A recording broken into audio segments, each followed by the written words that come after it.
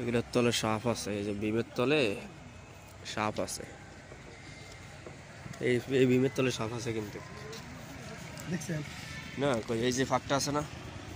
এই ফাঁকের ভিতরে সাপ আছে, এই ভিতরে এই গেডিনের তল দিয়ে গর্ত আছে, গর্তের ভিতরে সাপ।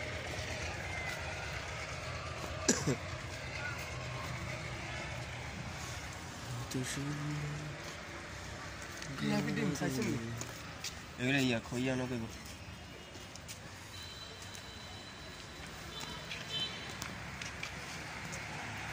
ये कर गनी मशीन चल लगा हिंदी ऊपर दे आनी गनी मशीन लगा हेफा ले जा 5 काट लग दोनों ने স্কুটি কাটবেন हट स्कूटी 5 काट अरे स्कूटी काट नहीं कोई अच्छा तो दी